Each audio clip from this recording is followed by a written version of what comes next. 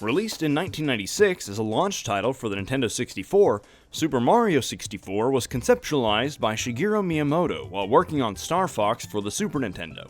While experimenting with Star Fox's new Super FX chip, Miyamoto conceived of Super Mario FX, based on the idea of an entire miniature world that utilized the chip's extra processing power. The project was then migrated to the Nintendo 64 simply because the controller was planned to have more buttons than the Super Nintendo. Production of Super Mario 64 lasted nearly 3 years, with 1 year spent on design and another 20 months on actual production. The revolutionary camera system was the first aspect of the game to be developed. After finishing the camera and switching from isometric to free-roaming 3D control, Mario's movements were all implemented and refined before levels were even created. The release of the Nintendo 64 console was actually delayed specifically because Miyamoto requested an additional 2 months to complete more stages for the game, bringing the total to 15, though far undershooting his original hope for up to 40. Considering Nintendo's overwhelming presence in and influence over the gaming market in the early 90s, Super Mario 64 became one of the most highly anticipated games of all time, as audiences and journalists eagerly anticipated Nintendo's leap into 3D.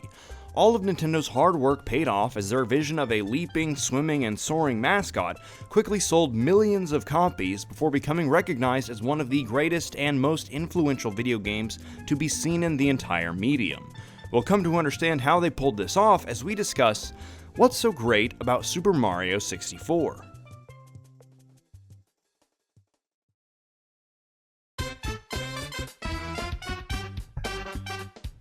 After receiving a letter from Princess Peach with a sweet promise of cake, Mario heads to her castle to discover that the princess has been kidnapped by Bowser, who has also stolen all of the castle's power stars and hidden them in various paintings throughout the grounds. Stages in Super Mario 64 are accessed in groups of roughly 3 or 4 at a time once the player has collected enough total power stars to prove their mettle and proceed deeper into the castle. If they don't have quite enough stars, players will have to retreat to previous stages to do a little more exploring or puzzle solving until they familiarize themselves further with the game's mechanics. While the majority of the game takes place inside Peach's castle and the wide variety of environments within its artwork, the player still begins the game in a location very reminiscent of the very first Super Mario Bros. On NES, with bright green grass and a bright blue sky. Even the first proper stage, Bob-omb Battlefield, has a lot of this same aesthetic. A remix of the original theme from Super Mario Bros. Can be heard upon Mario's greeting of the player, but the rest of the game largely features completely new music, with far more instrumentation than was ever possible on previous Nintendo hardware, as well as some of the most memorable melodies in gaming history. The main theme of Super Mario 64, often remembered as the soundtrack to Bob-omb Battlefield, features a lively combination of percussion and brass to create an energetic and jazzy opening to the game in a musical piece which is nearly as recognizable as the original Super Mario Bros. Theme from 1985. The franchise's famous Starman power-up theme returns as the melody for new cap power-ups, and the franchise's typical underground theme returns in a few interior locations. The reverberating ambiance of music found during aquatic stages cultivated a sense of vastness and freedom in an era of gaming where swimming could have been more realistically described as treading water. However, the large, freely navigable pools and ponds found in stages like Jolly Roger Bay and Dire Dire Docks allowed players to move in every direction with reliable ways to control Mario's speed, trajectory, and remaining breath as they explore vastly different environments than Mario would usually be seen running around. The opening of the game presents 2 very important and very impressive visual features for 1996, the first being Mario's face popping up to greet the player, demonstrating the smooth animations capable on the N64's hardware, as well as acclimating players to a new version of a character they'd only ever known as a silent 2D sprite. Giving Mario a voice, very mild dialogue, and much more personality than ever before was crucial to cementing his position as Nintendo's mascot beyond just being a part of their best-selling titles. At this point, he was now a character that millions of people invited into their homes, and being greeted by his smiling face on the title screen welcomed players to a new adventure and a new dimension. This thorough characterization of Mario remains an obvious feature of the game's experience through the player's adventure, with plenty of personality behind each of Mario's actions. He panics when getting burnt, and celebrates when landing an impressive backflip. Upon impact with a softer material such as sand or snow from a great height, he'll even become buried up to his chest and enthusiastically pull himself up. Super Mario 64 is also the first major appearance of Charles Martinet as the voice of Mario himself, making this red-capped hero one of the first video game characters with a consistent voice and recognizable attitude, which he's maintained through every Super Mario title since. The second notable feature of the game's opening is the establishing shot after starting a new save file. This grand sweeping tour around the castle grounds gave Nintendo a chance to show off the impressive scale of a single building on their new console, which was the first gaming hardware capable of rendering true three-dimensional models in real time. They really didn't have to, but Nintendo even came up with an in-game reason for the camera system. Explaining away the functions of a game within its own world is usually pretty tricky to do, especially with features unique to that game, but it always adds a sense of sincerity when done correctly, pulling players further into their universe with one less thing that just is the way it is because it's a video game. If Mario, aka the player, is controlling the camera, then it will follow our protagonist in a default third-person format, adjusting to be behind the player whenever possible.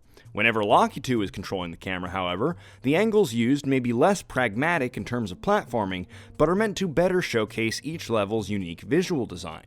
There are plenty of camera angles for regular play, as well as the ability to zoom all the way in for a better look at your surroundings. When pausing the game, the player is presented with a nice wide shot of the stage they're currently playing, which may allow them to spot a few of the harder to notice coins or areas of the map which would otherwise be tricky to spot in third person. The use of a health meter may have been a foreign concept to the mainline Mario games, but it made a lot more sense than suddenly having your main character changing size while jumping around and trying to maintain a scale understanding of your surroundings. In a similar vein, all of the game's characters and objects, including Mario, have permanent shadows right below them, regardless of light sources. According to the developers, this was an ironclad requirement of such an early attempt at 3D movement, as players can always line up their jumps appropriately and know how features of the world share a space. Super Mario 64 was one of the first games to ever use an analog joystick for 360-degree movement, as the Sony PlayStation and Sega Saturn both featured only directional pads on their controllers at the time.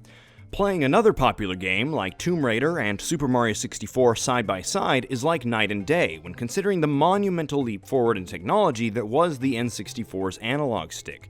It just feels so much easier and much more accurate to be able to turn on a dime or shift your position ever so slightly, either on the ground or in air, rather than having to compose yourself for a sidestep or running leap. Mario's response to the gradual tilt of the N64's joystick allowed for very careful and specific control, as well as at least the tiniest bit of stealth gameplay as the player tiptoes around sleeping piranha plants. The backflip and side flip techniques allow for maneuverability options when Mario's not quite facing the way you want. This also allows for an abrupt stop in momentum in order to narrowly avoid damage or falling.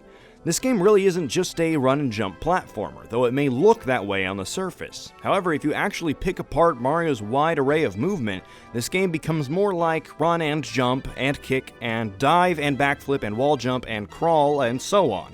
If you play many of the honorably mentioned platformers of the mid-90s, you may notice that they're often missing a certain something. Visual design, cool environments, or number of collectibles can only amount to so much entertainment. But by giving the player more to do and providing interesting situations to both teach and challenge those mechanics, Nintendo fostered an experience that could be enjoyed by players of all skill levels, and for several different degrees of interest. Just running around the levels is fun, collecting every coin or star is fun, and every moment in between is fun. The first level, Bob-omb Battlefield, teaches the player a lot of what they need to know in terms of collecting stars and completing objectives. The first star of the game is just about getting a hang on movement and a little basic combat. The fact that King Bob-omb is too fast to just walk around by the third time you're trying to grab him means you have to think about how you're controlling Mario, and to start using some of those other controls like diving and backflipping to navigate your obstacle. The second star is Foot Race with Koopa the Quick, which is now about getting the player to move quickly and fluidly. Being aware of your surroundings and not falling down gaps or holes is important for any player who wants to play this game without breaking their controller. And being thoughtful of Mario's long jump to speed up will also help you in tricky situations later on. The third star is Shoot to the Island in the Sky, and that's really all there is to it. Just get there, pop open the box, and you've got yourself another easy star. This time, when entering the level, there isn't explicitly a character to grab your attention and tell you about your goal, but if you talk to the friendly Bob-ombs you've already met, who have been standing next to cannons, then you'll become aware of how to get up to that island in the sky, which also works as a great big landing pad that grabs your attention in contrast to that bright blue sky we mentioned earlier. This is a great chance for players to start getting a handle on depth perception in a 3D video game. And coincidentally, if you over or undershoot the island, you'll land pretty close to one of the other cannons that can each get you up there. In the levels with less direct visibility, like Hazy Maze Cave, you'll be given more information, such as explicit signage, to be able to find your way around. This is in opposition to a level like Lethal Lava Land, where you can see pretty much everything from the start. So if you're told to hot-foot it into the volcano, then you should be able to figure out where that is on your own. In levels with moderate visibility, or those separated into sections, you may be given a task that you have to go find on your own using the context of the level around you. If you're in Dire Dire Docks and your objective is to board Bowser's submarine, then you may notice it isn't in your immediate vicinity, but knowing you can't miss something as large and obvious as a submarine means that you should do a little searching. Tiny Huge Island features an excellent concept for 3D gameplay and a clever way of continuing the changing sizes idea from World 7 of Super Mario Bros. 3. However, this is one of the levels that didn't age as well in a gameplay sense, especially with the sensitivity of the controller and the oddly in-between sizes that make up the level structures, with gaps that are too wide when you're small and platforms that are too narrow when you're big. On the other hand, even the entrance to the level was excellently presented to anyone walking through the door for the first time. Continuing your run forwards towards the painting as you'd expect based on every other level with a standard entrance will run you face first into a solid wall. Then turning to look around the room, you'll notice that you have two options that don't seem to have any discernible difference. That is until you get close and the optical illusion starts to break away. The pipes inside this level are also interesting methods of traveling, based on the fact that once you're familiar with the level, you can jump around to a convenient position at one size before turning into whichever other size you need to be in order to accomplish your goal. For the majority of the game's stages, you're free to explore levels and approach objectives however you'd like. But whenever you're on your way to face Bowser during any of your confrontations with the Koopa King, the available space to move narrows to a linear puzzle-like platforming section, demonstrating your lack of freedom as you near your foe. For the first Bowser level, the player is lured into thinking the painting they're headed to will be their next level, even if it shapeshifts into Bowser while we run towards it. We aren't expecting the floor to give out from underneath us, as the castle itself hasn't really presented us with any surprises up until this point. But knowing that some levels won't be in paintings is incredibly important for the discovery of the hidden castle stars, as well as some major stages like Shifting Sandland. Peach also leaves Mario a notice in her room on the second floor that there are secret stars hidden throughout the castle itself, not just in the paintings. In fact, once you collect a handful of stars, instead of being ejected from the painting of whichever world you are in, you'll just respawn in the lobby of the castle, but this time there's a bright light encompassing your immediate area. This gives you reason to notice that something is different, and if you change the camera angle and look up to see what's causing the light, you'll be transported to a new secret level, where you'll be able to find the first of 3 important cap switches that will give Mario more abilities in the painting worlds. Several of the game's levels have hidden or otherwise out-of-the-way locations that allowed the developers to hide some of the later stars and still provide players with new discoveries later on in their experience. Areas like Wiggler's Cave on Tiny Huge Island and the Igloo in Snowman's Land provide new locations for players, even if they're small ones, and a chance to find something that feels secretive, rewarding them for being adventurous.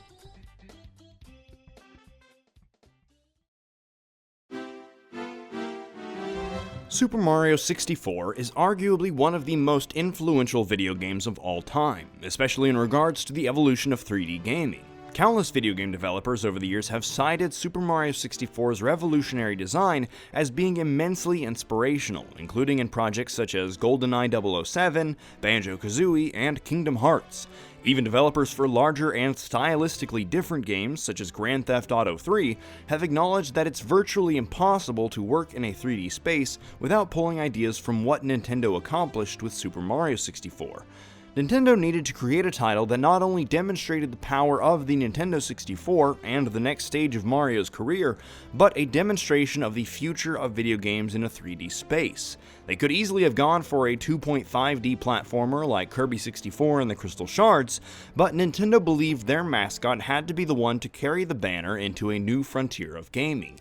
It's easy to look at this title now and see something jagged and oversaturated, because every aspect it introduced or experimented with has since been refined for decades. But you have to remember that this was still the game that got those ideas into everyone's heads. The Nintendo 64 was the only console on the market with a joystick at the time, so even though the original PlayStation or the Sega Saturn were capable of 3D movement, Mario 64 wasn't nearly as restricted as the tank controls in Tomb Raider or the treadmill-style gameplay in Crash Bandicoot. The fact that players can still pick up this game and control every one of Mario's maneuvers with relative ease makes this game so much more accessible and replayable than many of its contemporaries. Whether they're casual newbies or longtime players who have decided to knock the dust off this classic, whoever's controlling Mario will still be able to get around with many of the platforming conveniences of modern 3D games. You can jump and flip in multiple directions and with generally focused accuracy in a much more open environment than could have ever been experienced in the few 3D games that were out at this time or even for years to come. This was the same break into the 3D world of home gaming as the original Super Mario Bros. Was for 2D gaming, proving what technology was capable of and having fun doing it. That is what's so great about Super Mario 64.